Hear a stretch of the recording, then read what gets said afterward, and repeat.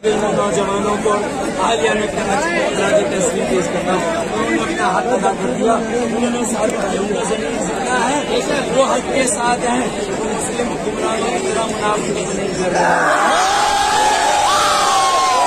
America और Europe की तरह मुनाफिकत नहीं कर रहे हैं, वो हक के साथ हैं और हक की फतह होगी, बातिल को शिकस्त होगी।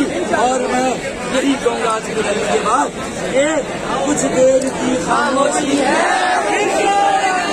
कुछ देर की खामोशी थी, लो शोर आ गया,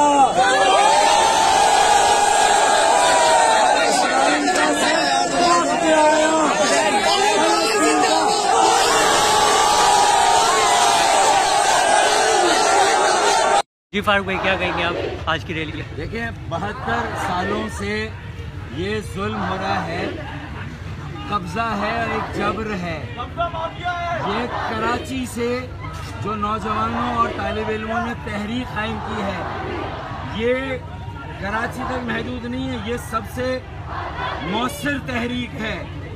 ये उस जारियत, बर्बरियत और वहशत की मजम्मत के लिए पुरअमन एहतजाज है और ये पूरी दुनिया में ये तहरीक जाएगी।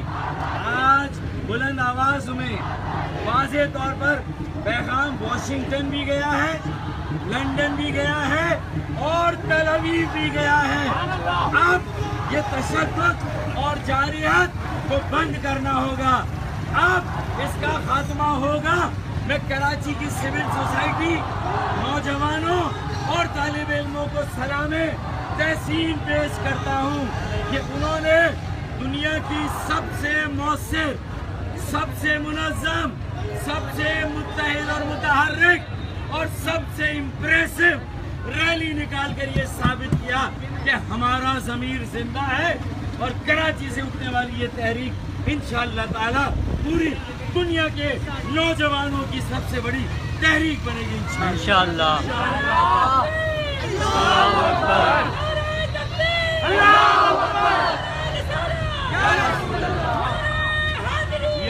बचाएंगे, नारा लगाएंगे, फलस्तीन बचाएंगे, बचाएंगे, बचाएंगे, फलस्तीन बचाएंगे, फलस्तीनियों से रिश्ता क्यों, ला इलाहा इल्लल्लाह, फलस्तीनियों से रिश्ता क्यों, ला इलाहा इल्लल्लाह, यहूदियों का एक इलाज, अल जिहाद, अल जिहाद, यहूदियों का एक इलाज, अल जिहाद, अल जिहाद, यहूदियों का एक इलाज, अल जिहाद, अल जिहाद।